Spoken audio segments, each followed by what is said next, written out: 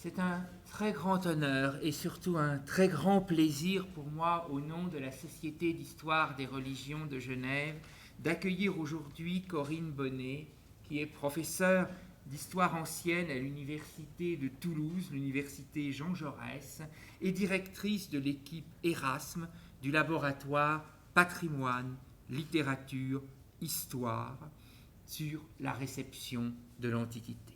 Et je dirais qu'à travers ces deux titres que j'ai sélectionnés parmi de nombreuses activités que j'aurais pu choisir, nous avons deux aspects très complémentaires du travail de Madame Bonnet, qui s'est imposée au fil de ces 30 dernières années comme l'une des figures majeures en terre francophone de l'histoire des religions du monde méditerranéen antique et de l'histoire des disciplines constitutives des sciences de l'Antiquité.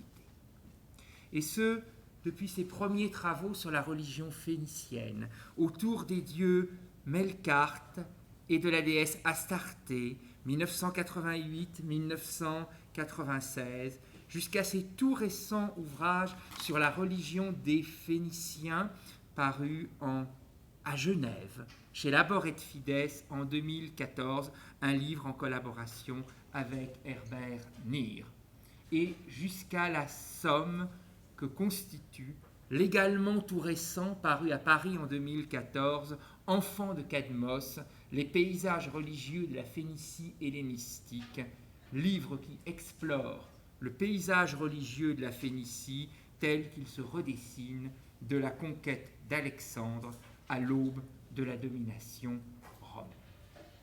Mais l'autre versant, comme je le signalais dans mes premiers mots d'introduction, du travail de Corinne Bonnet concerne l'historiographie de la discipline, la réflexion sur son histoire et les enjeux de son histoire. Recherches qui ont été inaugurées par des travaux sur l'œuvre de Franz Cumont et un bilan critique sur ce qui s'est imposé dans l'historiographie du XXe siècle comme les religions orientales, avec toutes les guillemets qu'il convient.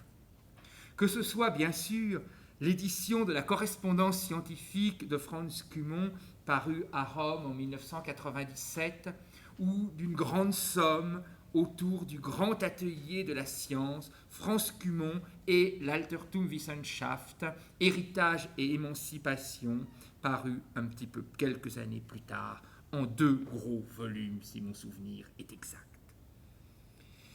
Madame Bonnet a été la coéditrice, de ce point de vue, d'ouvrages particulièrement importants, avec Jorge Rupt, Religion orientale, culte à mystère, paru à Stuttgart en 2005, avec Françoise Van Asperen et quelques autres, Franz Cumont, Les religions orientales dans le paganisme romain, paru en Turin en 2006, ou plus récemment...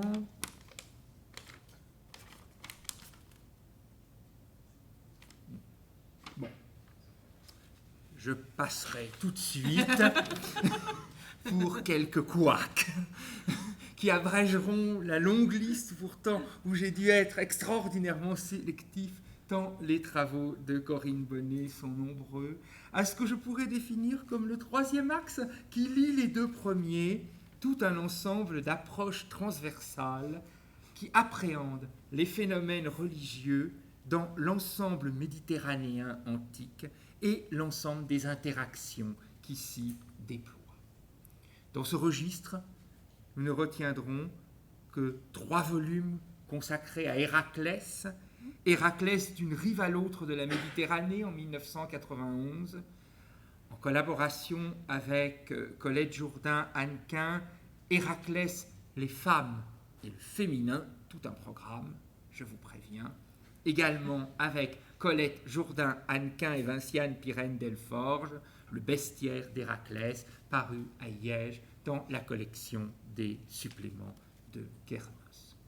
Je signalerai aussi, brève sélection, avec André Motte, les syncrétismes religieux dans le monde méditerranéen antique, et plus récemment, un important volume co-dirigé avec Laurent Bricot, qui nous honore aujourd'hui de sa présence, Panthée, transformation religieuse dans l'Empire gréco-romain, paru chez Bril.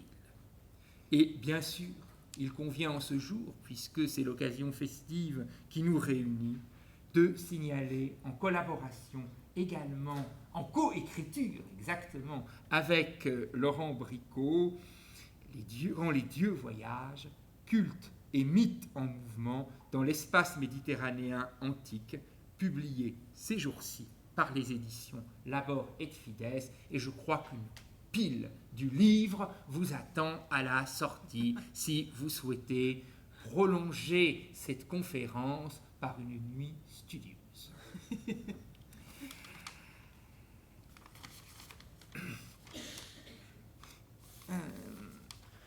Qu'il me soit enfin permis de signaler, pour souligner toute l'étendue du travail réalisé par Corinne Bonnet, toute l'ampleur de sa réflexion sur les sociétés et les cultures de l'Antiquité, parmi quelques autres volumes qu'elle a co-dirigés, Figure du maître, de l'autorité à l'autonomie, paru à Rennes en 1913, Entre le vrai et le faux, approche discursive et stratégie du pouvoir dans l'Antiquité, paru dans la revue Pallas la même année 2013, ou cette même année 2013, un livre particulièrement important par sa thématique pour comprendre les religions antiques, Translatio, traduire et adapter les anciens.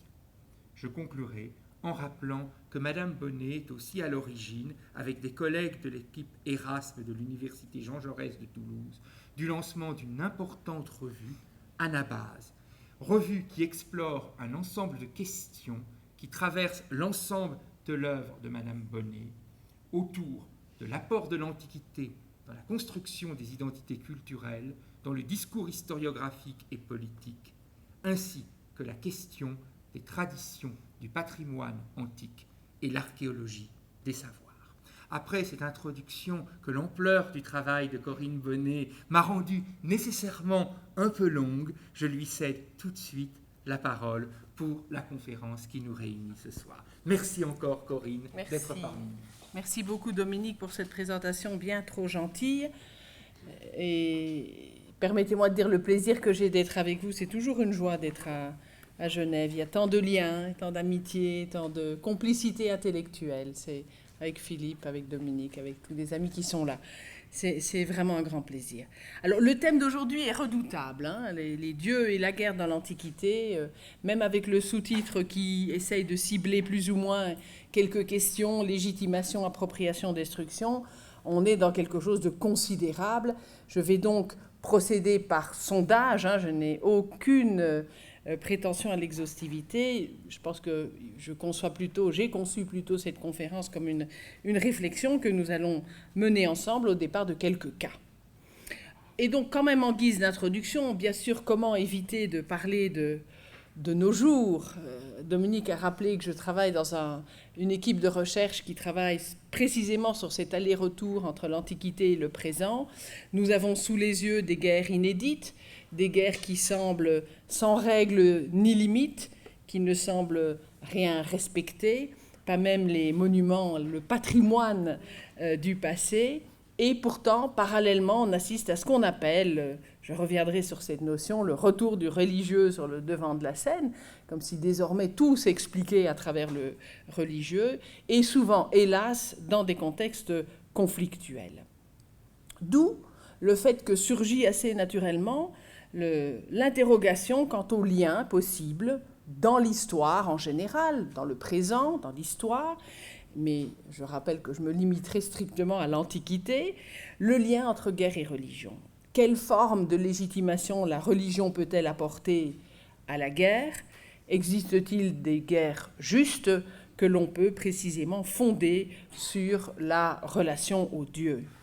Que faire dans des contextes comme ceux que nous observons aujourd'hui et que les médias étalent quotidiennement sous nos yeux? Que faire de notions telles que celle de jus ad bellum, hein, le droit à la guerre, le jus in bello, le droit dans la guerre, et le jus post bellum, le droit après la guerre, autant de notions que je rappelle ici pour rappeler un fait fondamental dont les anciens étaient déjà tout à fait conscients, à savoir que la guerre est une pratique sociale parmi tant d'autres, et que la guerre est codifiée dès l'Antiquité. Ce n'est pas simplement un déploiement de sauvagerie, c'est une action moralement acceptable qui devrait répondre à des codes qui reposent sur une doctrine qui s'est progressivement élaborée. Et donc, ce que je vais essayer de clarifier ce soir devant vous, c'est l'Antiquité est-elle, comme on dit, bonne à penser, la relation entre guerre et religion? Je pense qu'on peut d'emblée répondre que oui. Je vais vous proposer quelques cas pour vous montrer comment, à travers différentes scènes de guerre que j'ai choisies dans des lieux différents, pour vous donner aussi une idée de la diversité des réponses qu'on peut apporter à cette question, l'Antiquité, en quoi l'Antiquité nous aide-t-elle à penser cette relation? Je souligne le dernier point. Est-ce que je vous empêche de lire ce que j'ai mis là? Non? C'est bon? Donc ce dernier point qui, à mes yeux, est vraiment important, à savoir que les facteurs religieux sont toujours, inévitablement, imbriqués avec d'autres dimensions. Le politique, l'économique, le social, le culturel. Je pense que autonomiser le religieux est ce que nous aurions de pire à faire, nous, historiens des religions. Donc, je taperai sur ce clou à plusieurs reprises, la nécessité d'étudier les facteurs religieux en corrélation avec d'autres facteurs. Voilà donc le parcours que je vais essayer de vous proposer, si le temps me le permet, mais le cas échéant, on sautera une étape.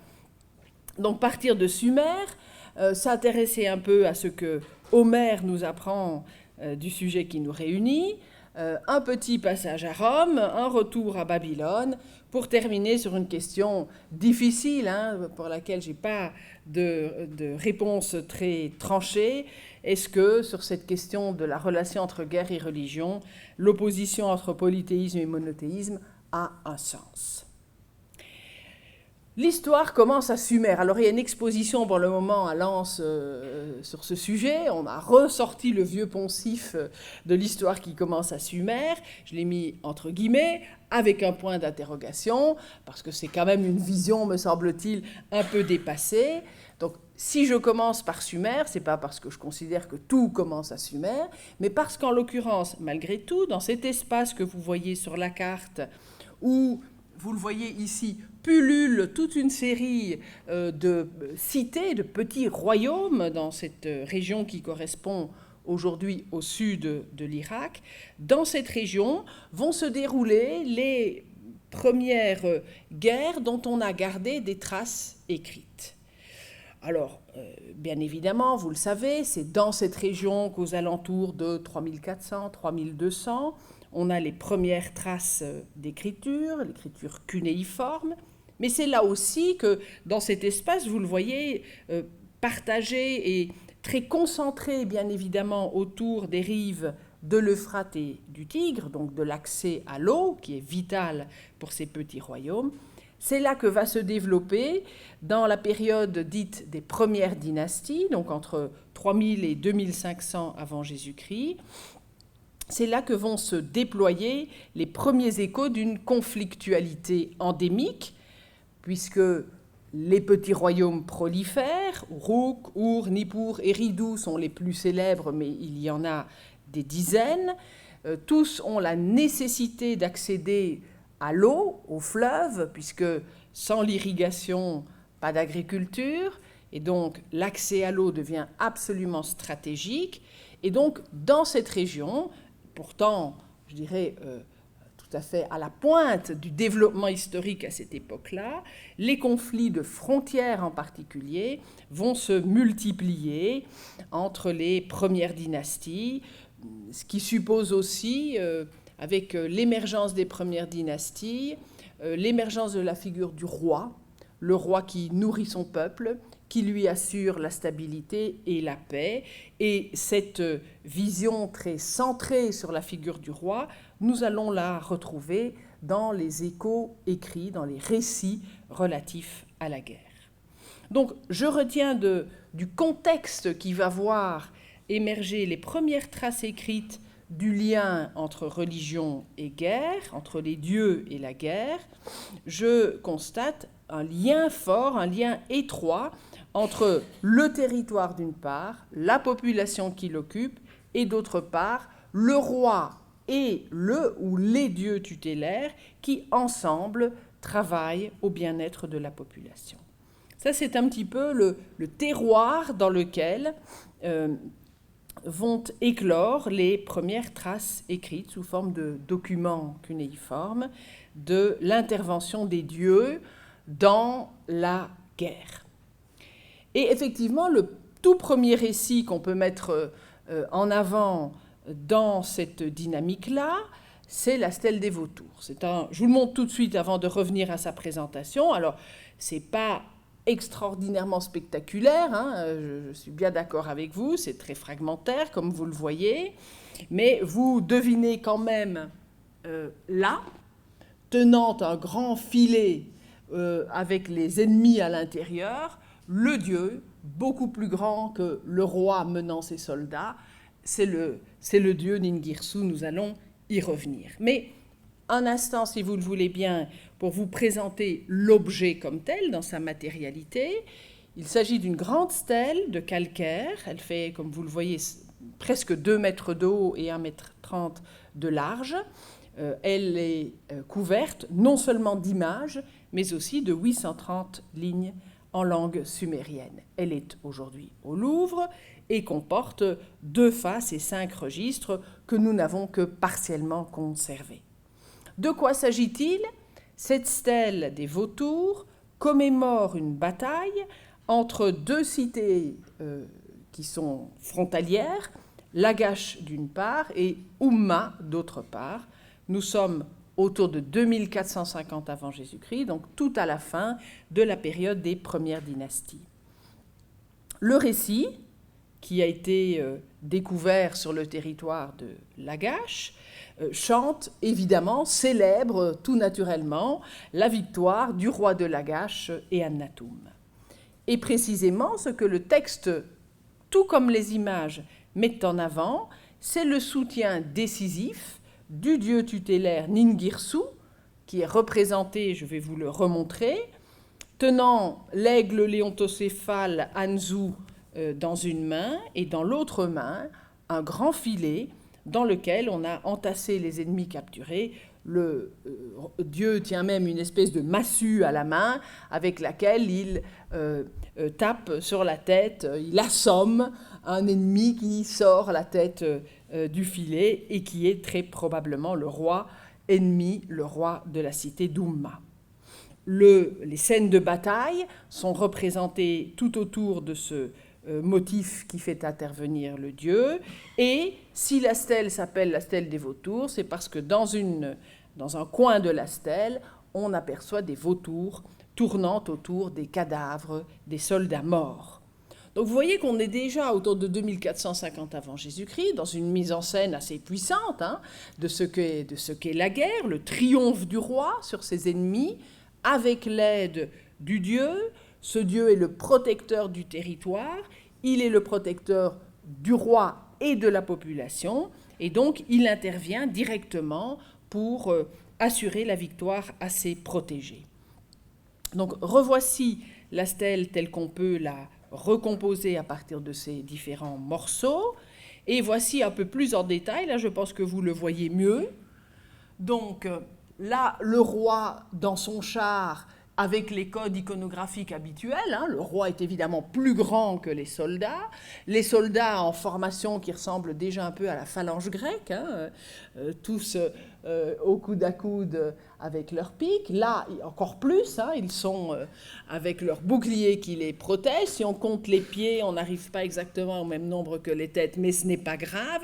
L'idée, évidemment, que transmet l'image, c'est celle de la cohésion du corps civique, les citoyens d'Umma, tous unis, conduits par leur roi, et bien évidemment l'intervention décisive, là vous le voyez très clairement, du dieu local qui lui, toujours selon les codes iconographiques habituels, est encore plus grand que le roi et qui, dans son filet, a capturé les ennemis. Vous voyez que les ennemis s'agitent à l'intérieur du filet comme des oiseaux pris dans un piège, comme des animaux pris dans un piège, et le dieu avec sa massue qui est en train d'assommer celui dont la tête dépasse du filet.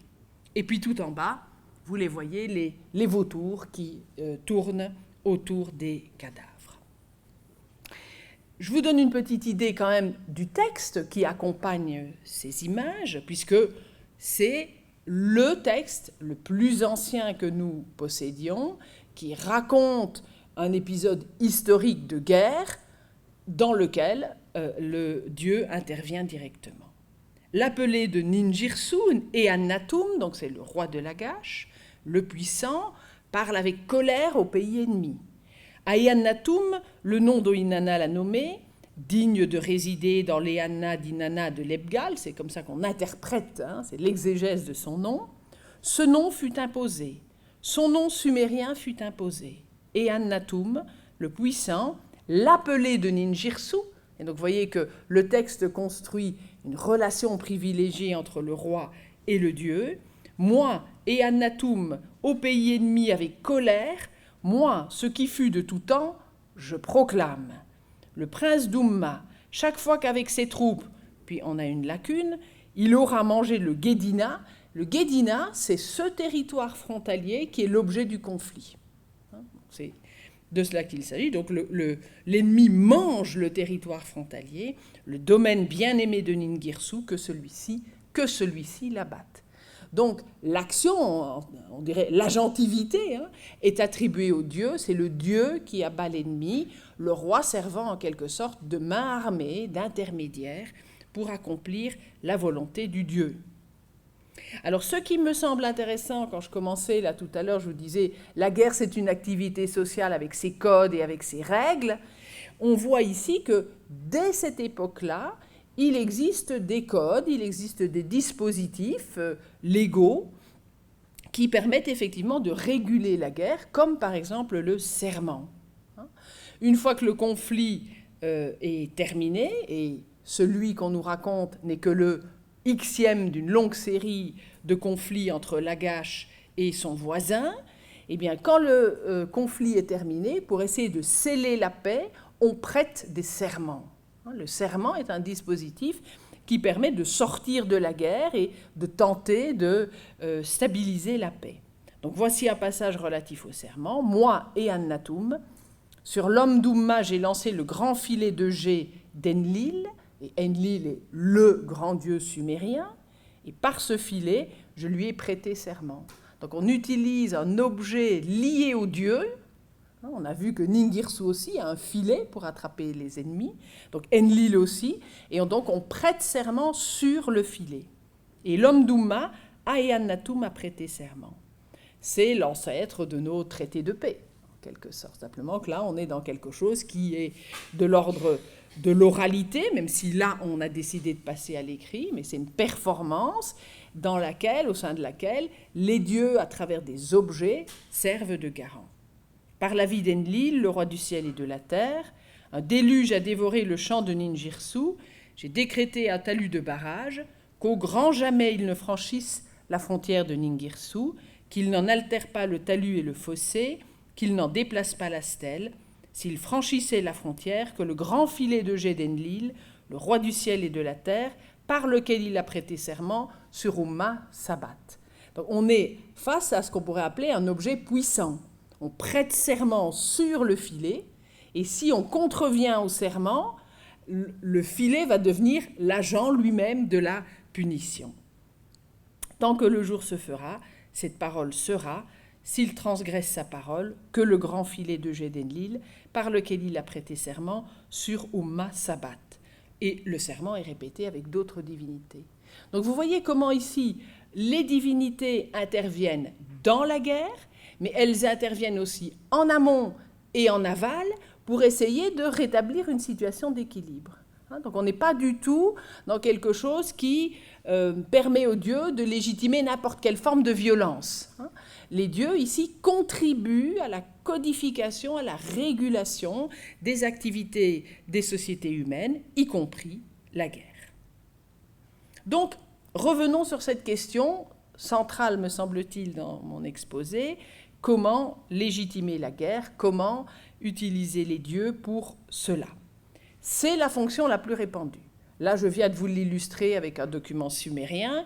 Je pourrais faire passer à l'écran des dizaines et des dizaines d'inscriptions royales mésopotamiennes qui utilisent le même procédé. Il est extrêmement répandu. Sert-elle, cette procédure, sert-elle pour autant d'écran à toute réflexion critique sur la guerre, à toute prise de distance? Je ne crois pas. Et je l'illustrerai après lorsque nous passerons sur le dossier d'Homère. Donc je ne pense pas que la légitimation de la guerre par les dieux signifie que les populations de l'Antiquité n'avaient aucun recul critique par rapport à la pratique de la guerre et par rapport au débordement, par rapport au mauvais usage que la guerre pouvait véhiculer. Les inscriptions royales ont en fait, ça je crois que c'est fondamental, pour fonction d'exalter le roi. Et c'est la fonction royale, en tant que protecteur du territoire, protecteur de la population, qui est ici mise en avant. Donc on légitime, me semble-t-il, beaucoup plus le roi ou la dynastie que la guerre en tant que telle.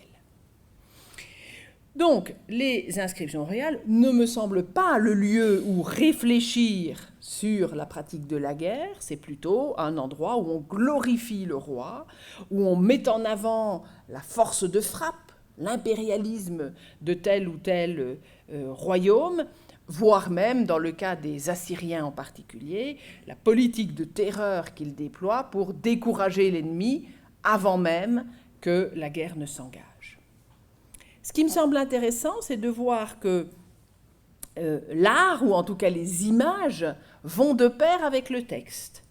Et donc, de part et d'autre, à la fois dans les textes et dans les images, on déploie la violence, on déploie la violence non pas comme une fin en tant que telle, mais comme un signe, comme un langage qui exprime la puissance du roi et le soutien du Dieu.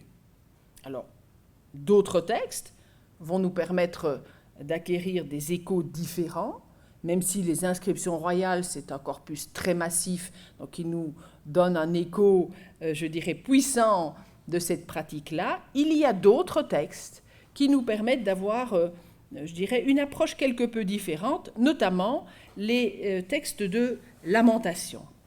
Avant d'y venir, car ceci n'est évidemment pas un texte de lamentation, je voulais vous montrer que dans l'exaltation de la puissance royale, et notamment de la puissance conquérante qui s'exprime par les textes comme dans les constructions iconographiques, je pense que la stèle de Naram-Sin du Louvre constitue sans doute un des exemples les plus extraordinaires. Nous sommes pas tellement plus tard que la stèle des Vautours, puisqu'on est en 2250, c'est à peine 2 siècles plus tard.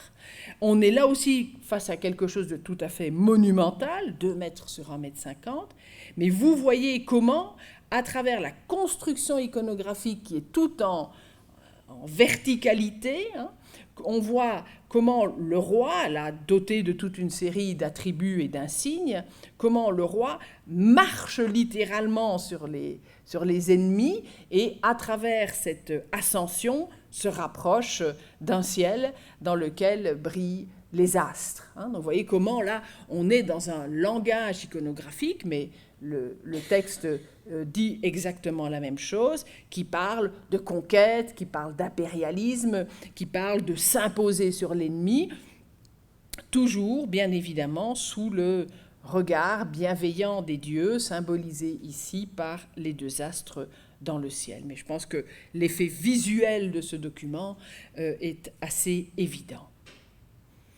Autre effet visuel, mais beaucoup plus tard, même, je dirais, la même rhétorique de la violence, la même exhibition, mais je pense que le mot rhétorique est bien à sa place, avec ici aussi une construction iconographique tout à fait étonnante.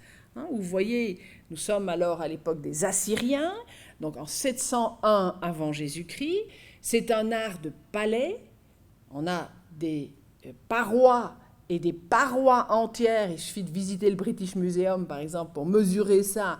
Des murs et des murs couverts de ce type de relief qui exprimaient, qui traduisaient en images la puissance invincible du roi assyrien assisté de son dieu Ashur qui porte aussi le nom du pays et de la capitale.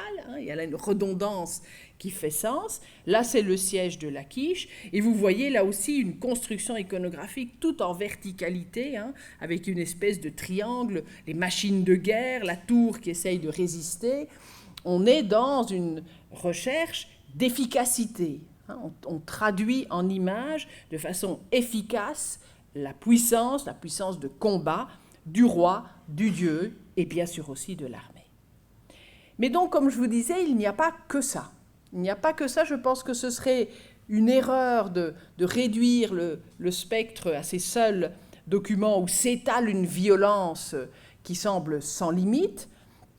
On a aussi la prise en compte dans d'autres typologies de textes ou d'images, on a vu des textes et des images, on a la prise en compte des effets destructeurs, des effets néfastes de la guerre, et la prise en compte par les dieux eux-mêmes. Je vous propose ici comme exemple le célèbre texte de la Lamentation sur Our. Our était une ville qui, au IIIe millénaire, était extrêmement brillante. Je n'en veux pour preuve que la magnifique nécropole d'Our des alentours de 2500 avant Jésus-Christ, qui a livré des objets magnifiques comme le célèbre étendard d'Our, qui est au British Museum. Our tombe aux alentours de 3000 avant Jésus-Christ. Elle est conquise, elle est détruite, et c'est un événement, étant donné le rayonnement qu'avait eu cette cité, c'est un événement qui va causer énormément de troubles, qui va faire un effet considérable, non seulement sur les habitants d'Our, mais aussi sur les populations des alentours. Et donc on a rédigé, par la suite, sans doute quelque temps plus tard, un texte qui appartient à une typologie de textes bien illustrés au demeurant. On a même des lamentations, on a un livre des lamentations dans la Bible, c'est un genre littéraire qui s'est développé. Donc une lamentation, on pleure sur le sort de la ville d'Our, on prend acte à travers l'amplification du malheur qui l'a frappé, on prend acte de la fin d'un cycle. Ce texte marque la fin d'un cycle. Our, comme puissance telle qu'elle était au IIIe millénaire, c'est terminé. Et donc voici comment, vous allez le voir, là, les dieux interviennent dans une toute autre perspective. Je lis le texte. « Alors, après que tout cela eut été abattu, aux grandes dames de sa maîtresse, et donc ici la maîtresse, c'est la déesse tutélaire d'Our, la déesse protectrice de la cité, la ville fut détruite. Sa ville fut détruite, ses rites dénaturés. Alors, après que tout cela avait été construit, mais que l'on eut décrété la destruction totale de ma ville, on voit que le texte fait parler la déesse qui se plaint du sort réservé à sa ville, que l'on eut décrété la destruction totale d'Our, que l'on eut donné l'ordre de tuer sa population, alors moi, je n'ai pas cessé de m'activer pour ma ville. Je n'ai pas négligé mon pays. Pour cela, je répandis, moi, des larmes devant An. An ou Anu, c'est le grand Dieu céleste. Et donc on voit la déesse qui va pleurer sur le sort de sa cité détruite auprès du Dieu, qui est un Dieu, une figure paternelle. Je suppliais Enlil d'avoir pitié de moi. Je leur dis, ma ville ne doit pas être détruite, Our ne doit pas être détruite, son peuple ne doit pas être exterminé. Mais Anne ne fit rien pour que l'on revienne sur cette décision. Enlil n'apaisa pas mon cœur par un « c'est bon, soit ». Donc les dieux résistent à la complainte lancée par la déesse, et donc le sort d'Our est scellé, les dieux l'ont abandonné à son triste sort. On a là un écho, vous voyez, de la relation entre les dieux et la guerre qui est complètement différent de ce qu'on a vu jusque-là. Ce n'est pas les dieux qui combattent aux côtés des hommes et qui activent, qui amplifient la violence qui se déploie sur le champ de guerre. Ici, c'est au contraire les dieux qui compatissent, les dieux compatissants, qui amplifient le malheur, la tristesse, le désespoir qui est associé à la guerre. Changeons d'époque, changeons de sphère culturelle pour nous intéresser un instant à l'Iliade. Enfin, un long instant en vérité, je crois que ça le mérite. Si on s'intéresse à la question des dieux et de la guerre, je crois que c'est un passage obligé. On a souvent l'impression que l'Iliade en particulier est un poème de la guerre, que l'Iliade est une longue exaltation de la guerre avec ses valeurs de courage, de gloire, etc. Une guerre qui fait intervenir hommes et dieux dans la plaine de Troie. Alors je vous ai illustré ça par cette image qui est déjà en soi très parlante, puisque vous voyez Ajax portant le corps d'Achille, protégé par Hermès et par Athéna, et vous voyez comment les humains armés, protégés, sont en même temps encadrés par les figures divines qui ont l'air d'être très impliquées dans la scène. Vous voyez, la gestuelle d'Athéna d'une part et d'Hermès de l'autre, on les sent fortement concernés par ce qui est en train de se passer. Donc mon interrogation, c'est qu'est-ce qui se passe à Troie entre les hommes et les dieux? Alors, quelques rappels concernant l'Iliade. D'abord, j'avais envie de dire relisez l'Iliade. Excusez-moi, c'est peut-être pas très respectueux parce que vous la connaissez sans doute par cœur, mais lorsque l'Iliade commence, lorsque le récit commence, la guerre est là. Hein? Donc la guerre est une donnée d'emblée, elle n'est pas du tout remise en question, elle est là. Elle est là, il faut faire avec. Et en même temps, elle appartient, pour l'Aède qui raconte l'Iliade, elle appartient à un autre temps, à un temps révolu, qui porte avec lui des valeurs qui ne sont plus celles du présent. Donc la guerre est à la fois, on est à la fois immergé dans la guerre et en même temps on sent qu'il y a une prise de distance par rapport à celle-ci. Dieu et héros sont impliqués dans une querelle, une colère. Eris, Ménis sont des mots très présents dès le début de l'Iliade, et l'Aède, à travers son chant, commémore cet événement. Commémorer ne veut pas dire pour autant approuver, on est dans l'ordre de quelque chose que l'on chante, on est dans l'ordre d'une émotion partagée, on n'est pas, c'est pas une commémoration comme celle que nous avons, nous, par exemple, le 11 novembre, pour célébrer la fin de la guerre. On est dans quelque chose qui est de l'ordre du partage émotionnel. Et pas seulement émotionnel, du reste. Au cœur du récit, l'idéal suprême des héros. Ce que, en long et en large, Homère décrit, c'est la force, la bravoure, la gloire, la belle mort des héros, et en même temps, tout en le racontant, il problématise toutes ces données. La guerre est certes légitime, elle n'est pas en soi remise en question, mais ce qui est remis en cause, c'est la manière dont la guerre est pour les sociétés humaines un véritable fléau. Un véritable fléau.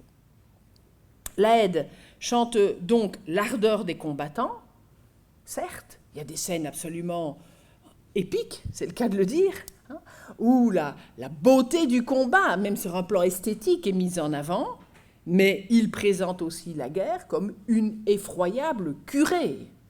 Il y a des passages qui sont d'une cruauté, d'une crudité, je dirais, chez Homère, où il montre l'horreur, l'effroi de la guerre, les corps massacrés. Les dieux, dans cette expérience, sont proches des hommes, des deux côtés, du côté des Grecs comme du côté des Troyens. Et en même temps, et c'est toute l'ambivalence du récit, les dieux sont aussi à distance. Ils peuvent être à la fois proches des hommes, mais le siège des dieux, c'est l'Olympe. Ils sont autres dans leur façon d'intervenir sur le champ de bataille. Les dieux ne sont jamais en position d'agir exactement comme des hommes. D'abord, ils sont la plupart du temps invisibles. Ils sont entourés d'un petit nuage. Ils sont dans le brouillard. Ils jouissent du spectacle. Il y a plusieurs passages dans l'Iliade où Zeus en particulier explique que lui, là au-dessus de sa montagne, il regarde les hommes combattre et il jouit du spectacle.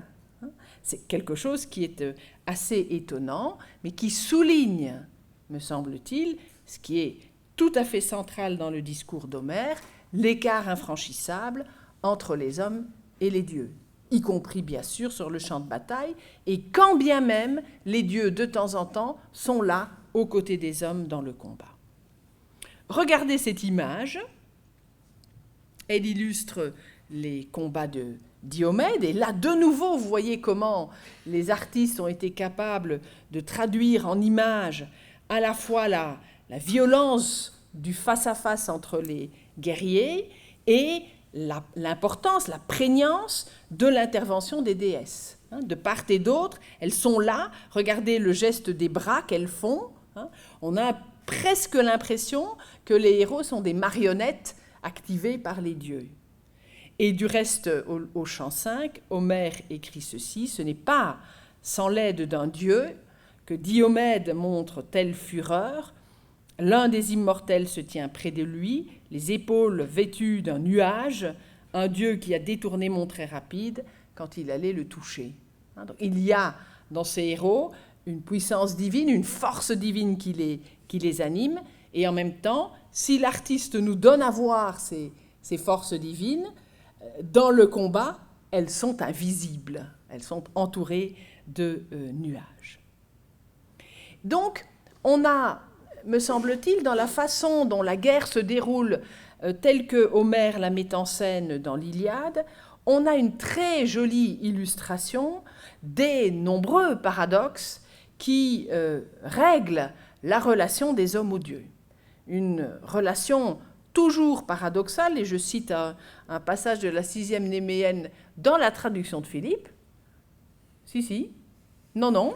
Très bien. Mais en tout cas, c'est un texte qui est dans ton bouquin, que j'utilise. Oui. Oui, si. C'est dans l'ouvrage avec Francesca, il y a ce texte-là que je propose toujours à mes étudiants parce qu'il est, je pense, lumineux pour comprendre comment les dieux pensaient cette relation si complexe, comment les Grecs pensaient cette relation si complexe entre les hommes et les dieux.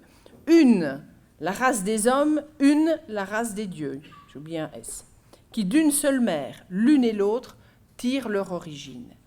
Et jusque-là, on se dit, ah bah oui, effectivement, là, on a une conscience de ce qui rapproche les hommes et les dieux. Ils appartiennent à une même race, ils ont une mère commune. Et puis, les sépare toute l'étendue de la puissance. D'un côté, rien, c'est vraiment peu. De l'autre, le ciel d'airain aux assises pour toujours inébranlables. Magnifique. Ça dirait tout, ça dit tout, ça éclaire extraordinairement. Et dans la plaine de Troie, lorsque la guerre se déploie, on est très exactement dans cette configuration-là, avec les hommes qui s'agitent, avec les héros qui courent derrière la gloire, qui essayent de maîtriser leur destin, alors qu'en fait, tout est déjà décidé depuis longtemps. Donc vous voyez que là, on est dans quelque chose, si on observe de près le récit de l'Iliade, dans quelque chose qui n'est pas de l'ordre de la légitimation. Les dieux ne sont pas là pour légitimer la guerre entre les Grecs et les Troyens, on est dans quelque chose d'infiniment plus complexe. D'ailleurs, il me semble, et là j'essaye de vous amener tout doucement à penser que finalement l'Iliade n'est peut-être pas cette glorification de la gloire qu'on dit souvent. La poésie d'Homère met en scène, me semble-t-il, à la fois la guerre comme une activité réglée, codifiée, mais l'Iliade met aussi en scène les subversions de ces codes. Prenons le cas évidemment très célèbre du sort qui va être réservé à Hector. Ici, au chant 7, Hector, un peu comme dans les serments que nous avons vus tout à l'heure en Mésopotamie, Hector prend un engagement. Donc là, on est dans une guerre régulée. Hector affirme, et voici ce que je déclare, c'est une sorte de promesse, et que Zeus nous serve de témoin. Vous voyez que Zeus est témoin de son engagement. de la même façon qu'on prêtait serment sur le filet des dieux. Si c'est lui qui triomphe de moi, avec le bronze à longue pointe, qu'il me dépouille de mes armes et qu'il les emporte aux nefs creuses, mais qu'il rende mon corps au mien, afin que les Troyens et les femmes des Troyens, aux morts que je serai, donnent sa part de feu. Voilà, premier engagement. Il pourra prendre mes armes, mais il restituera le corps.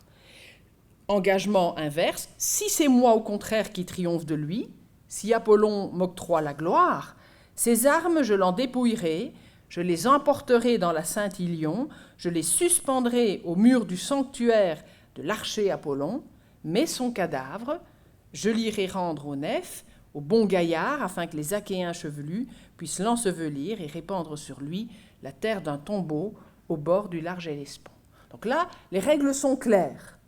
Mais en même temps, et vous connaissez l'histoire, bien évidemment, l'Iliade nous donne à voir la subversion totale de la part d'Achille de ses règles, de ses codes, puisque Achille, vainqueur, ne va pas du tout restituer le corps d'Hector, il va au contraire, vous voyez cette image terrible, le balader attaché à son char jusqu'à ce que ce corps soit totalement défiguré, et jusqu'à ce que Priam finisse par une ambassade, c'est vraiment la fin de l'Iliade, par adoucir son cœur, le ramener vers une disposition plus humaine. Et vous voyez que là aussi les dieux sont présents, vous voyez ces figures qui s'agitent, qui sont évidemment des figures divines.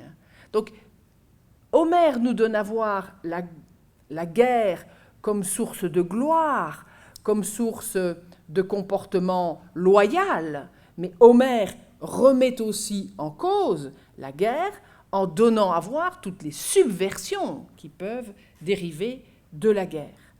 C'est ce que Pascal Payen, dans un très beau livre, a appelé les revers de la guerre. Un peu comme une monnaie, la guerre a deux faces. Il y a la belle mort, ça c'est la belle face, et puis vous retournez la monnaie, et de l'autre côté, il y a le revers de la guerre. Et le revers de la guerre, c'est le massacre du corps d'Hector, c'est les Troyennes faites prisonnières et humiliées, etc. C'est Troie détruite. Il y a des revers à la guerre et Homère les illustre largement. En cela, il problématise la guerre, y compris et jusqu'au rôle que les dieux prennent dans celle-ci. Donc il y a bien, me semble-t-il, et en cela je suis l'interprétation de Pascal Payen, il y a bien dans l'Iliade une prise de distance par rapport à la pratique de la guerre, ne serait-ce que par exemple dans ce célèbre passage où c'est Achille qui prend la parole et qui se place lui-même face à une alternative. Ma mère souvent me l'a dit, la déesse aux pieds d'argent Thétis, deux destins vont m'emportant vers la mort qui tout achève. C'est un petit peu comme s'il était face à un choix décisif, à un carrefour. Il est face à deux voies. Si je reste à me battre ici, autour de la cité de Troie, c'en est fait pour moi du retour. En revanche, une gloire impérissable m'attend. Si je m'en reviens au contraire dans la terre de ma patrie, c'en est fait pour moi de la noble gloire. Une longue vie, en revanche, m'est réservée, et la mort qui tout achève, de longtemps, ne saurait m'atteindre. C'est un peu Hamlet, Achille. Quelle voie choisir? La voie d'une vie courte et la gloire, la voie d'une vie longue sans gloire, et Achille hésite véritablement. Achille, ce n'est pas une simple interrogation rhétorique, il se questionne. Est-ce que vraiment la gloire est la finalité de la vie humaine? Est-ce qu'il ne vaut pas mieux vivre longtemps auprès des siens? Par ailleurs, l'Iliade est une œuvre fascinante aussi, parce qu'elle recèle de réflexions sur les causes de la guerre. Pourquoi la guerre? Où sont les causes? Où sont les responsabilités de la guerre de Troie? Hélène, peut-être la première réponse qui viendrait à l'esprit. Hélène, qui est l'instrument de la vengeance des dieux, qui est un beau fléau, un Péma, hein, mais si beau que les vieux Troyens du haut des murailles disent on ne peut pas lui en vouloir, elle est trop belle. Hein. Hélène. Est-ce Zeus le responsable? Zeus qui a enfanté Hélène en violant Léda? Est-ce Aphrodite qui s'est jouée d'Hélène parce qu'elle était irritée suite au jugement de Paris? Est-ce Eris? Et vous voyez qu'on remonte, hein, on remonte dans les niveaux de responsabilité. Est-ce Eris qui avait été exclu des noces de Thétis et Pélée et qui, pour se venger, suscite le jugement de Paris? Est-ce Némésis qui est mentionné à plusieurs reprises dans l'Iliade? L'indignation en raison du sort qui est réservé à Hélène, épouse légitime de Ménélas, qui se retrouve à vivre une situation tout à fait différente. Est-ce que derrière tout ça, il y aurait Arès, qualifié à plusieurs reprises comme le plus odieux des dieux? Est-ce une vengeance de Ménélas, qui est lui qualifié à plusieurs reprises de l'aimé d'Arès? Est-ce que Ménélas est l'instrument de la puissance d'Arès? Est-ce qu'au fond, tout ça, ce n'est pas la volonté de Zeus, la fameuse boulet de Zeus qui apparaît dès les premiers vers de l'Iliade, comme ce qui détermine tout ce qui va suivre? Il a promis à Thétis de restituer l'honneur d'Achille. Où sont les causes? Et en définitive, quand on regarde de près le texte, on s'aperçoit qu'il y a une multitude d'imputation de responsabilité, une multitude d'interventions qui en fait dépassent l'homme. Et l'homme n'est pas en mesure de débrouiller les chevaux des causes, des responsabilités. La guerre est une chose extraordinairement complexe, et du reste, je pense qu'on ne peut pas s'empêcher de remarquer que les premiers historiens, hein, je mets des guillemets parce que Hérodote et Thucydide, comme dirait Nicole Laureau, ne sont pas des collègues, mais Hérodote et Thucydide écrivent pour expliquer la guerre contre les Perses, la guerre du Péloponnèse. Donc la guerre est au cœur d'une réflexion sur la causalité ou sur la multicausalité, sur le nœud des causalités. Entre vouloir des dieux et vouloir des hommes. Qu'on soit à Troie ou ailleurs, à Salamine, à Marathon, ou qu'on soit, que sais-je, dans l'expédition de Sicile ou à Sphactérie, on voit bien que le vouloir des dieux et des hommes sont très souvent imbriqués. La règle dominante dans l'Iliade, c'est que faire la guerre, c'est une très belle expression qui apparaît au chant 22, faire la guerre, c'est rassasier de son sang Arès, l'endurant guerrier. Ça, c'est, je dirais, ce qui domine dans le récit. Mais en même temps, on voit bien que cette fureur que déchaîne Arès entre les combattants n'empêche pas de possibles rapprochements entre les vainqueurs et les vaincus lorsqu'ils ont expérimenté en long et en large, en souffrant dans leur chair, les aléas des interventions divines. Lorsqu'ils ont constaté qu'au fond, les dieux font d'eux ce qu'ils veulent. Hein. Voyez la scène finale du chant 24, où enfin, lorsque le corps d'Hector ne ressemble plus à rien, lorsque sa mère n'a plus de larmes pour pleurer, les dieux ont enfin pitié et permettent à Priam de fléchir Achille pour récupérer le corps. Donc, les valeurs guerrières, même si elles occupent le devant de la scène dans l'Iliade, ne triomphent pas définitivement. Les dieux, dans leur comportement, sont ambivalents par rapport aux hommes. Les dieux ne sont pas là seulement pour attiser la guerre, ils sont là aussi parfois pour susciter la pitié. Et Simone Weil a écrit en 1940 et 1941, dans un contexte éminemment signifiant, l'Iliade ou le poème de la force, où elle dit ceci, je la cite, « Toute l'Iliade est sous l'ombre du malheur le plus grand qui soit parmi les hommes, la destruction d'une cité. » Toute l'Iliade, c'est la mort de Troie, c'est la destruction de Troie, programmée depuis le début. Évidemment, dire ça en 1940-41, ça n'est pas indifférent. Les dieux, on vient de le voir, et là je passe à une petite fenêtre sur les pratiques romaine, les dieux sont impliqués. Ils sont impliqués à des titres divers dans la guerre. Ils font la guerre, ils observent la guerre, mais dans certains cas, les dieux peuvent aussi souffrir de la guerre. Dans l'Iliade, on a plusieurs épisodes où les dieux sont eux-mêmes blessés.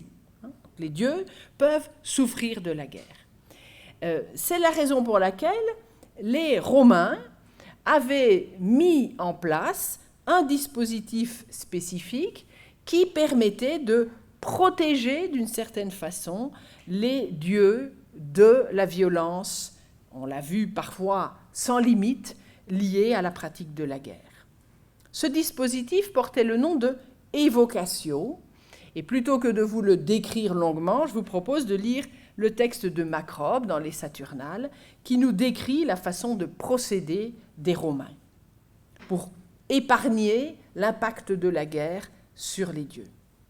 En effet, dit Macrobe, il est certain que chaque ville a un dieu sous la tutelle duquel elle est placée, et qu'une coutume mystérieuse des Romains, longtemps ignorée de plusieurs, lorsqu'ils assiégeaient une ville ennemie et qu'ils pensaient être sur le point de la prendre, était d'en évoquer, d'où le nom de évocatio, évoquer les dieux tutélaires au moyen d'une certaine formule. Ils ne croyaient pas que sans cela, la ville pût être prise, ou du moins, ils auraient regardé comme un sacrilège de faire ces dieux captifs. Donc, la guerre peut permettre d'exercer une emprise violente des hommes sur les hommes, mais l'emprise des hommes sur les dieux, c'est un sacrilège. Voici la formule par laquelle on évoque les dieux d'une ville dont on fait le siège. Le dieu ou la déesse, sous la tutelle de qui est la ville et le peuple de Carthage, il prend l'exemple de Carthage, et toi surtout qui as pris cette ville et à ce peuple sous ta tutelle, je vous prie ou je te prie, je vous conjure, je vous demande en grâce d'abandonner le peuple et la ville de Carthage, de déserter tous ces lieux, temples et rites, et de vous éloigner d'eux, d'inspirer à ce peuple et à cette ville la crainte, la terreur et l'oubli, et après les avoir abandonnés, de venir à Rome, chez moi et les miens. Que nos maisons, nos temples, vous voyez que dans le texte, il y a une opposition entre leur rite, venez chez nous. Donc, que nos maisons, nos temples, nos objets sacrés, notre ville vous soient plus agréables et plus convenables, en sorte que nous sachions et que nous comprenions que désormais, vous êtes mes protecteurs, ceux du peuple romain et de mes soldats. Si vous agissez ainsi, je fais le vœu de fonder des temples et d'instituer des jeux en votre honneur. En prononçant ces paroles, il fait suivre le général, avant de lancer l'attaque, immolation de victimes et consultation d'entrailles qui en garantissent d'autres à venir. Donc vous voyez, la procédure, c'est un rituel, c'est une procédure rituelle que l'on met en place avant de donner l'assaut final à une ville, de manière à faire sortir les dieux et faire en sorte qu'ils déménagent dans la cité des assaillants où ils vont recevoir des lieux de culte et des offrandes. On a un cas très célèbre qui est raconté par Tite-Live, c'est le cas de Junon dans la ville de Veii, non loin de Rome, dans le territoire étrusque, en 396 avant Jésus-Christ. Voici comment Tite-Live raconte les événements. Lorsque toutes les richesses profanes eurent été enlevées de Veii, les Romains s'emparèrent des richesses des dieux et des dieux eux-mêmes, mais plutôt comme des adorateurs que comme des spoliateurs avides. Tout se joue là, évidemment. L'idée, c'est quand même d'emporter les dieux chez soi et tout ce que contenait leur sanctuaire, mais de le faire de manière à apparaître comme des adorateurs. Ainsi, des jeunes gens choisis dans l'armée entière, le corps lavé et purifié, vêtus de blanc, vous voyez qu'il y a bien un rituel, ayant été désignés pour transporter Junon reine à Rome, ils entrèrent de la façon la plus respectueuse en son temple et ne portèrent la main sur elle qu'avec pitié. Après cela, l'un d'eux, soit par une inspiration divine, soit par une saillie de jeune homme, ayant dit « Veux-tu aller à Rome, Junon ?» s'adresse à la déesse. Les autres s'écrièrent que la déesse avait par un signe de tête exprimer son contentement. Et c'est ce qui donna lieu à ce bruit fabuleux que l'on avait entendu parler et dire « je le veux ». Ce qu'il y a de certain, c'est qu'on pu, on sent quand même Tite-Live a un petit doute, hein. Ce qu'il y a de certain, c'est qu'on pu l'enlever de sa place sans employer de grands efforts. Elle semblait suivre, légère et docile, les jeunes gens plutôt qu'être portée par eux. Et elle était intacte lorsqu'elle arriva sur l'Aventin, sa demeure éternelle. Donc vous voyez comment, dans le cadre de la guerre, ici, ce n'est pas les dieux qui combattent avec les hommes, ce sont plutôt les hommes qui se soucient d'épargner les dieux et de pratiquer un transfert de culte à travers une procédure rituelle, mais dans la mesure du possible avec l'accord de ces dieux. Et vous voyez que si on n'a pas l'accord, on l'invente, hein, on le met en scène. Tout ne se passait pas toujours aussi bien. Et comme par hasard, quand on regarde l'historiographie, ceux qui commettent des sacrilèges, ce ne sont évidemment pas les Romains, ce sont les Carthaginois. Hein. Donc Tite-Live, mais aussi bien d'autres, ici j'ai choisi un texte de Diodore, met en scène de façon répétée l'impiété des ennemis de Rome qui, au lieu de respecter les dieux et de les traiter avec déférence, les traitent, vous allez le voir, de façon bien violente. Voici un passage qui concerne la guerre des Carthaginois à Agrigente. Nous sommes à la fin du 5e siècle, autour de 406 avant Jésus-Christ. À l'égard de la Sicile, écrit Diodore, Himilcon, général des Carthaginois, acheva de démolir et de raser ce qui restait encore de la ville d'Agrigente. Quant au temple,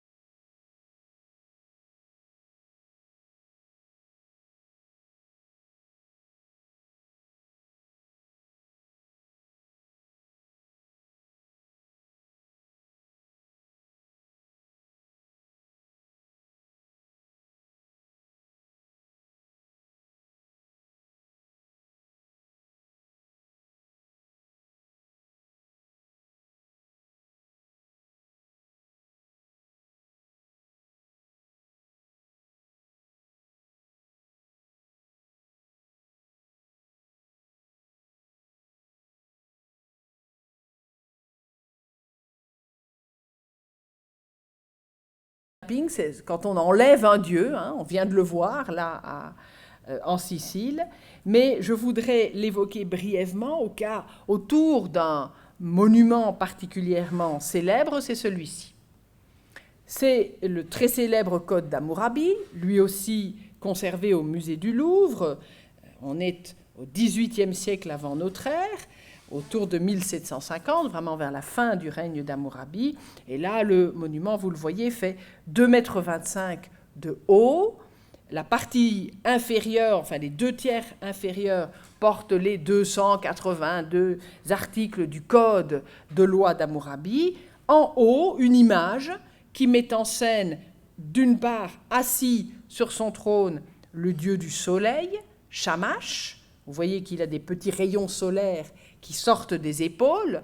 Il est évidemment plus grand que la personne qu'il a en face de lui. C'est Hammurabi, le roi, qui reçoit de Shamash les insignes de la royauté, mais surtout de la justice. Dans le Proche-Orient ancien, mais c'est vrai aussi en Grèce, hein, le soleil a partie liée avec la justice, puisque le soleil est celui qui, de la journée, voit tout ce qui se passe sur la terre, il est témoin de tout ce qui se passe, et puis le soir, il poursuit sa course dans le monde infernal, et là, il est aussi témoin de tout ce qui se passe sous terre. Donc, en tant que témoin auquel rien ne peut échapper, il symbolise la justice. Le Code d'Hammurabi, vous voyez, c'est quand même un monument massif. On ignore exactement s'il était, au moment où il a été promulgué, érigé à Babylone ou à Sippar, mais en tout cas, il a été découvert bien loin de là, à des centaines de kilomètres, à Suse, dans le sud-est de la Mésopotamie, dans cette région qu'on appelle l'Élam. Alors, la question, évidemment, c'est de comprendre pourquoi et comment le Code d'Hammurabi a été déporté, on peut parler de déportation, a été déporté loin de sa cité, loin de son royaume d'origine. Je passe un peu rapidement, mais il est clair que ce document met en scène Hammurabi sous l'aspect du roi parfait, protégé par Shamash, qui lui délègue sur le pays de Babylone l'exercice de la justice.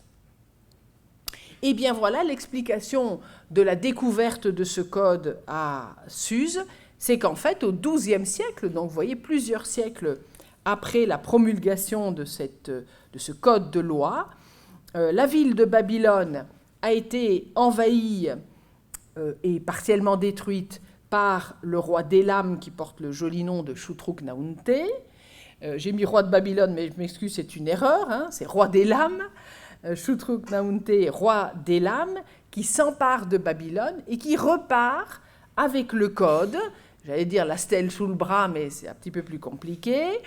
Il emmène cet énorme monument dans sa capitale, il va le placer sur l'acropole de Suse, comme butin de guerre et comme signe de ce qu'on pourrait appeler une translatio imperii.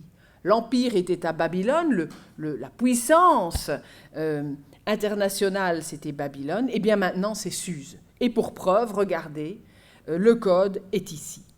Il ne va pas rester très longtemps, plus exactement, Babylone ne va pas rester très longtemps sous la domination d'Élam, mais au moment où Nabuchodonosor Ier, roi de Babylone, libère Babylone de la domination élamite, bizarrement, le code reste à Suse. Alors je dis bizarrement, mais en fait on a des éléments, je ne vais pas le développer, mais c'était un document qui n'était pas aisé à déplacer. Donc en définitive, il reste à Suse. On a des cas tout à fait analogues dans le monde assyrien, avec par exemple le cas très célèbre de la statue du grand dieu babylonien Marduk, qui lui aussi, lors du siège de Babylone par Sennachérib, est pris, enlevé, emprisonné à Assour et soumis à un procès. On a un texte célèbre qui s'appelle l'Ordalie de Marduk, qui nous raconte comment le dieu va être battu, humilié, obligé de s'expliquer sur ses faits et gestes, condamné et renvoyé, heureusement pour lui, et surtout pour les Babyloniens qui étaient très malheureux sans leurs deux protecteurs, il va être renvoyé à Babylone par le descendant, le successeur et le fils de Sennachérib, Assaradon.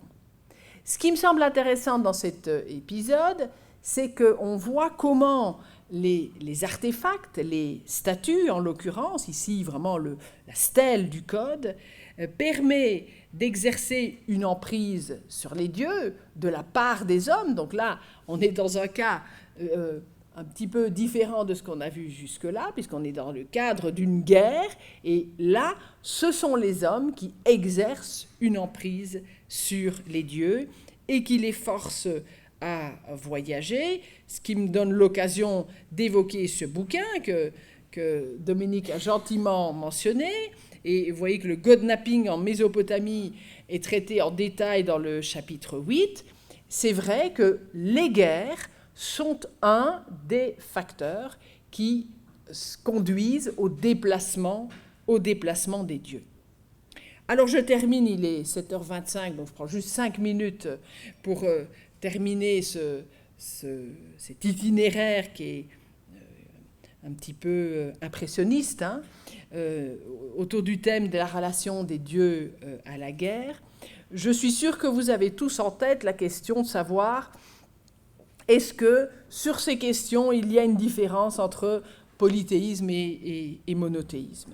Alors, de façon un peu provocatrice, j'ai associé ici dans l'image 2 livres, celui de Jan Assmann, Le prix du monothéisme, où j'ai peur de caricaturer, mais en gros, il défend l'idée que le prix du monothéisme, c'est l'exclusivisme, et que l'exclusivisme génère certaines formes d'intolérance, même si le mot est extrêmement anachronique, appliqué à l'Antiquité. Et donc, d'une certaine façon, le monothéisme serait un terreau plus fertile, plus favorable pour ce qu'on pourrait appeler les guerres de religion.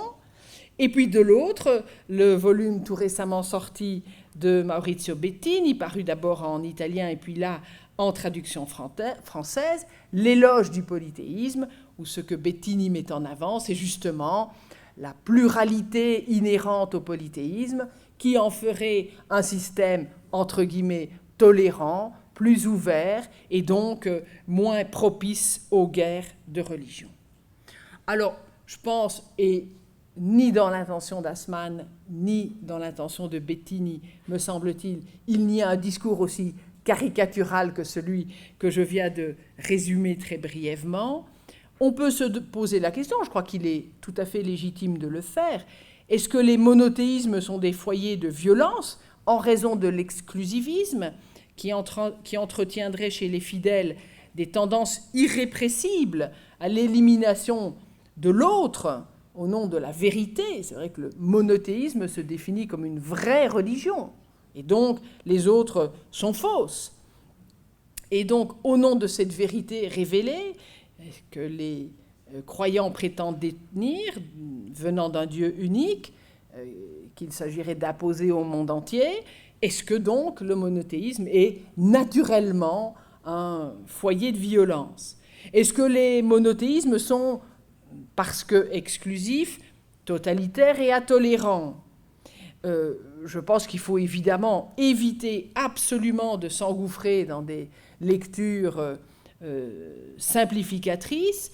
Il faut se rappeler toujours, c'est ce que j'ai dit au début, que lorsqu'une violence se déploie, y compris dans les guerres qui sont sous nos yeux aujourd'hui, cette violence a toujours des causes multiples.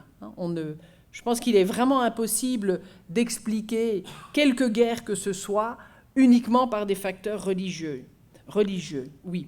Les violences païennes contre les chrétiens sont bien attestées dans l'Antiquité, de la même façon que sont attestées des violences chrétiennes contre les païens. Donc, il faut, me semble-t-il, éviter, même si entre le discours des monothéismes et le discours des polythéismes, les discours de part et d'autre, on remarque bien évidemment des lignes de partage, il faut, me semble-t-il, éviter de les forcer en imaginant que la violence est toute d'un côté et la tolérance toute de l'autre. On a vu dans le parcours que je viens de vous présenter que l'Antiquité, et l'Antiquité polythéiste en l'occurrence, donnait à voir des cas multiples d'instrumentalisation des dieux comme source d'une violence légitime. Voilà, et je me permets de citer Philippe, avec une jolie petite phrase qui dit bien, je crois, une certaine forme d'irritation des historiens des religions par rapport à cette volonté de mettre toujours en avant le facteur religieux. À force de répéter comme des idiots que le XXIe siècle sera religieux, on a fini par aboutir à cette illusion de croire que les dieux mènent le monde. Et de cette illusion par eux encouragée, des politiques habiles et sans scrupules profitent désormais pour alimenter des conflits et amasser du pouvoir. Voilà, moi je souscris totalement à ce que Philippe a écrit là. Donc, si on veut essayer de comprendre ce que sont les guerres, ce que représente la violence et son exhibition dans les textes et dans les images. On peut certes faire appel aux dieux et à la religion, mais il est inévitable, il est indispensable de faire appel aussi à d'autres formes de causalité. De ce point de vue-là, il me semble que le comparatisme, et si j'ai choisi des terrains différents, la Mésopotamie, la Grèce d'Homère, Rome, pour revenir à Babylone, si j'ai choisi des terrains différents, c'est pour suggérer simplement, que le comparatisme d'une part, le comparatisme culturel, le comparatisme historique, une approche historique, une approche critique, une approche anthropologique de tous ces événements, de toutes ces traces du passé, et notamment des religions, est extrêmement utile et même indispensable, et qu'elle nous oblige forcément à considérer les religions comme des constructions culturelles complexes. Je crois que j'en ai fini et je vous remercie multiculturellement.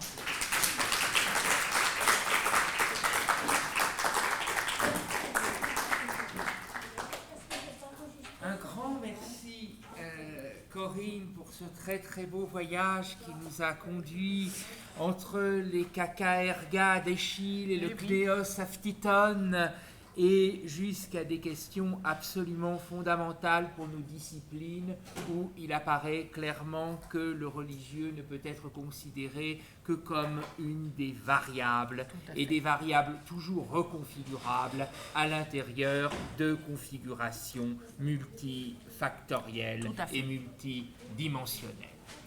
Merci en tout cas, et peut-être je vais tout de suite donner la parole au public, car je suis sûr qu'il y a plein de questions, et je crois utile peut-être juste de faire une évocation préalable au dieu timidité, notamment à l'intention des étudiants.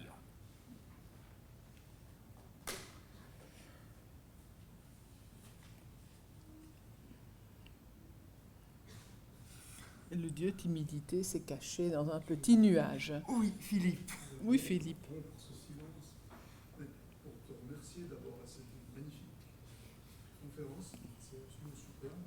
Je suis gêné de mettre lucité, mais enfin, c'est pas la question que je pose. Il y a des choses dans ce que tu as dit qui sont extrêmement frappantes au niveau des lamentations. Oui. Et ça m'a fait penser à un thème qu'on rencontre à plusieurs reprises chez les classiques. C'est le thème de la lamentation du vainqueur. Oui. Sur la ville d'Étrée, sur oui. Carthage. On a les larmes du général. Les larmes de Scipion. Oui, c'est magnifique ça. Absolument. Absolument. Oui. Après, dans le monde mésopotamien, Anne-Caroline n'est pas là, qui pourrait mieux dire ça que moi, mais je suis frappée par l'existence dans cette culture de rites d'humiliation, y compris du roi. Il y a toute une série de circonstances au cours desquelles le roi doit vraiment s'humilier, et en particulier s'humilier face aux dieux. Et certains textes, je crois que c'est le cas des Lamentations, ont comme... j'ai l'impression qu'une des fonctions, c'est d'amplifier l'humiliation, c'est de lui donner un caractère théâtral, tu vois. Et comme si on allait jusqu'au fond du malheur pour pouvoir se relever. Mais je ne suis pas une spécialiste de littérature cunéiforme, donc je dis ça avec prudence. Mais j'ai rencontré ces choses-là à plusieurs reprises dans le monde mésopotamien. Oui, Yuri. Corinne, il y aurait aussi, je sais bien d'ailleurs, tout un dossier égyptien énorme sur, bien sûr. sur la guerre. Mais je veux juste dire à ce propos-là quelque chose qui est intéressant et qui peut mettre en relation avec ce que tu as dit. Il y a toute cette iconographie pharaonique de la victoire du roi qui se met en place entre la fin du 4e millénaire, c'est-à-dire très haut, et tout à fait. Du 3e. À ceci près qu'il y a quand même quelque chose de fort particulier, c'est que ce qui va être l'Égypte pharaonique, hein, et qui est conçu comme le sud et le nord, l'alliance, oui. Enfin la réunion de deux pays n'est pas une alliance, mais au contraire la victoire oui. Du sud sur le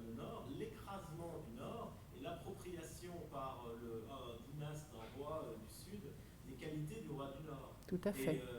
Il y a une immense thématisation de la victoire brutale, avec des champs de cadavres, avec des vautours, avec l'humiliation de l'ennemi qui se met en place entre la fin du 4e et le début du 3e millénaire, pour des guerres qui ont presque l'air pour nous mythiques, mais qui ont dû tout de même se passer d'une manière ou d'une autre. Mais ce qui est très intéressant, c'est qu'il y a une influence mésopotamienne qu'on ne va plus jamais voir en Égypte, qui intervient directement dans cette iconographie.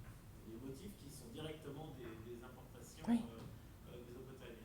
Il y a quelque chose qui se passe au Proche-Orient en ce moment-là. Certainement, certainement. Ben c'est peut-être pas au 4e millénaire, mais au 3e et au 2e. Ça a été bien étudié par Marianne Feldman. Hein. On a une culture de cours, une culture matérielle qui, de cours en cours, au Proche-Orient, en Égypte, circule pas mal. Après, cette image-là du pharaon qui, le smiting, ce qui va devenir le smiting god, hein, qui est d'ailleurs ce qu'on avait tout au début là sur la première slide. Est-ce que tu n'as pas l'impression que c'est resémantisé quand on voit sur les pylônes des temples cette image-là, appliquée vraiment... Elle est resémantisée pour dire la lutte contre le chaos, le désordre, non?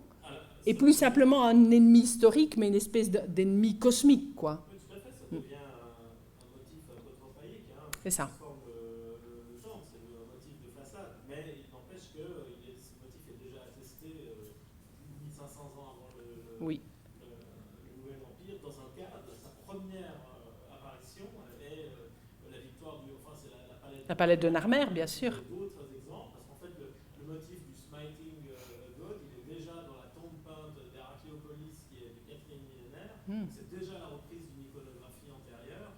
Et là, c'est lié à des conflits, semble-t-il, assez réels. Et ça va devenir un motif complètement mythique, c'est certain. C'est ça. Tout en étant actualisé aussi dans des circonstances de guerre. Oui, tout à fait. Et on retrouve des échos sur le plan mythique, par exemple à Ougarit. Oui, tout à fait. Hein, avec même une épiclèse d'Astarté qui est celle qui écrase le crâne. Donc,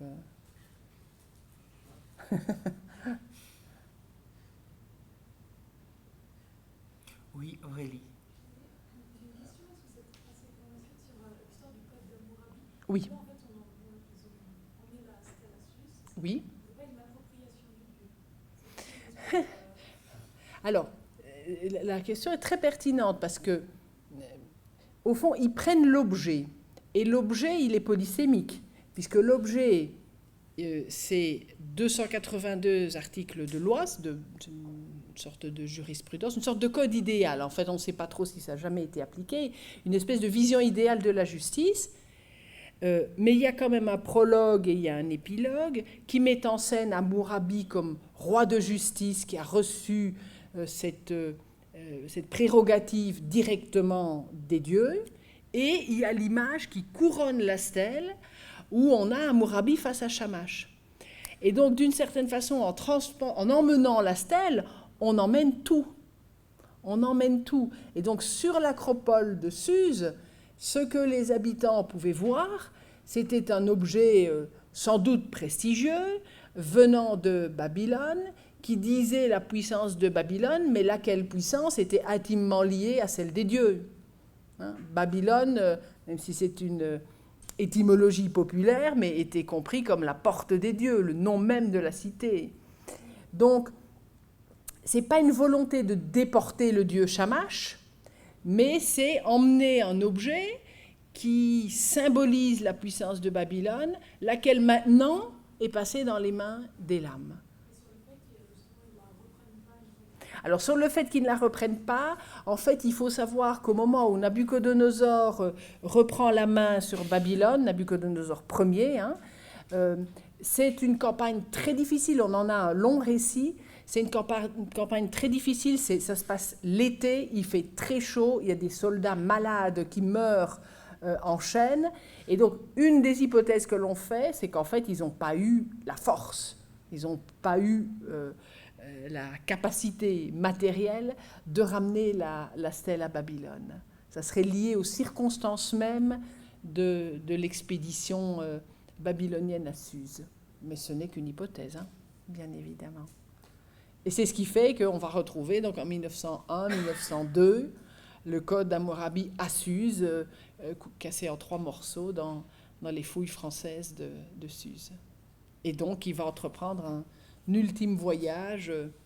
Après avoir fait Babylone-Suse, il va faire Suse-Paris, qui est une autre forme de mainmise et d'emprise en 1902, dans un climat très colonial. Mais est-ce que tu penses, pour rebondir là-dessus, que là aussi on peut mettre en avant des différences de statut des objets? C'est-à-dire que la stèle d'Hammurabi, certes, il y a un dieu qui figurait dessus, n'a pas forcément la même prix, la même valeur Non, c'est en sûr. termes d'efficacité rituelle et Certainement. d'implication dans le système que tel statut du dieu qui provient Bien de sûr. tel temple. Bien sûr, je suis totalement d'accord. Totalement d'accord. C'est, me semble-t-il, plutôt un document qui symbolise la puissance de Babylone, née de l'alliance entre le roi et le ou les dieux de Babylone. Voilà. Mais c'est pas comparable, me semble-t-il, à une statue de culte, bien évidemment. Le statut n'est pas le même. Par ailleurs, c'est un document, celui-là, on peut dire, c'est l'original qui était exposé sans doute à Babylone, peut-être à Sippar, mais dont il existait toute une série de copies partout dans le royaume, puisque c'était la stèle qui était censée fonder le droit, d'une certaine façon. Mais bon, l'objet est polysémique, on pourrait dire, hein, et il a à voir avec les dieux, il a à voir avec, me semble-t-il, la protection que les dieux exercent sur Babylone.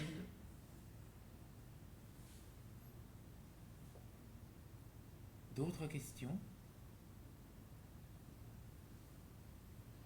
Scolène agomène, comme aurait dit Platon, nous avons loisir, nous avons le temps.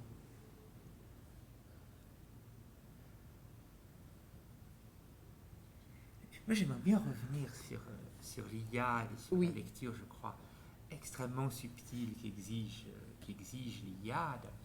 Et du côté d'Achille, l'extraordinaire dimension d'excès, de déchaînement, de violence, justement, dans cette exploration de la guerre, de celui qui est en même temps fils de déesse, Oui. ce qui le met par rapport à l'humanité ordinaire Tout à fait. dans une position très différente. Tout à fait. Celui qui est en même temps le meilleur des Achéens, c'est-à-dire le guerrier sans qui Troie ne peut pas être pris, deuxième statut qui le met à part, avec ce poids terrible d'une mort qui lui est promis dans la jeunesse en échange du Cléos Aphtitone, mais qui, pour le statut de l'être semi-divin, crée une sorte de distorsion interne qui, sans doute, a quelque chose à voir avec la violence qui est la sienne.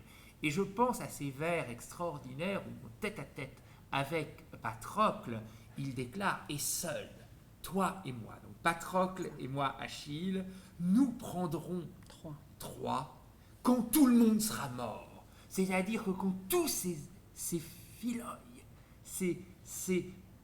les Achéens, dont il est le membre, dont il est le meilleur des guerriers, quand tous seront morts par les Troyens, alors seul, avec son compagnon Patrocle, il prendra Troie. C'est ça. Dans une sorte d'excès absolu, bien sûr. Qui est une manière de mise en abîme, mais peut-être pas ici de la guerre, justement, de quelque chose qui est lié au statut spécifique qu'Achille occupe dans la guerre, et là, avec sans doute encore un degré de complexification de la réflexion grecque sur la question. Oui, je te suis tout à fait. Hein. Achille est une figure d'excès, et ce passage-là, c'est un délire d'omnipuissance quand même. Parce qu'en fait, c'est pas du tout ça qui va se passer. Pas du tout ça qui va se passer. Oui, mais la figure d'Achille est d'une complexité inépuisable. Hein. Inépuisable. Mais c'est vrai que le texte ne dit pas seulement l'ambivalence de la guerre, il dit aussi l'ambivalence de la condition humaine. Hein, et l'ambivalence du rôle des dieux dans tout ça. Et donc, de ce point de vue-là, je j'aurais presque tendance de risquer l'hypothèse, dis-moi ce que tu en penses, Jean-Louis Durand disait effectivement de l'Odyssée et des voyages d'Ulysse que c'est une exploration anthropologique du statut sacrificiel de l'homme dans son rapport à la Terre. Dans quelle mesure aussi pourrait-on lire l'Iliade comme une exploration anthropologique autochtone de l'intérieur, justement, de cette relation de l'homme grec dans sa configuration culturelle avec l'ensemble des puissances destructrices que manifeste la guerre sans qu'elle puisse y être réduite. Oui, je pense. Je ne... Comment dire? C'est difficile d'associer l'Iliade ou même l'Odyssée, je pense, à une clé de lecture, celle que tu as proposée. Je suis toute prête à la suivre, comme pour l'Odyssée, autant pour l'Odyssée que pour l'Iliade. Mais je pense qu'il y a plusieurs entrées possibles. Oui. Oui, j'avais une autre idée qui m'avait traversé la tête, là, mais en ce moment, elle m'échappe au sujet de l'exploration. Oui, je voulais revenir sur la question d'Arès. Arès est le plus odieux des dieux.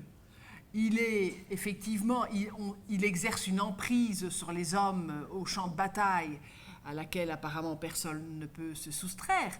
Mais tout en étant le plus odieux des dieux, il est quand même réinstallé par Zeus cette magnifique scène où après l'avoir traité comme un chien quasiment, après l'avoir presque humilié, il le réinstaure dans sa dignité, dans sa timée, voilà, c'est son fils légitime.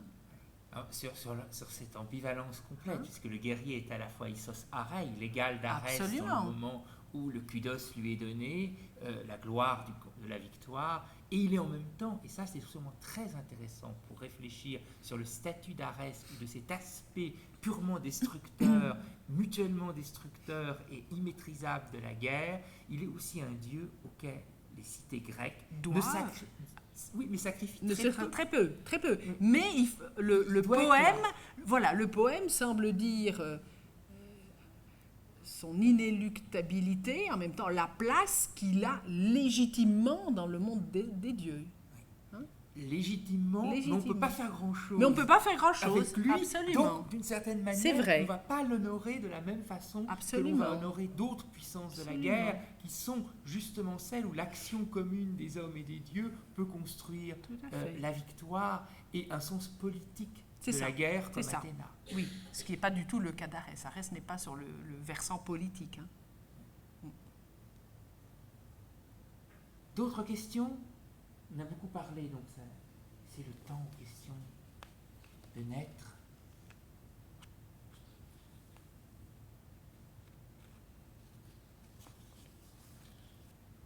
Eh bien, auquel cas, il me reste à remercier une fois encore Corinne Bonnet de nous avoir fait ce bonheur de venir à Genève et puis de vous donner rendez-vous pour les prochaines conférences de la Société d'Histoire des Religions.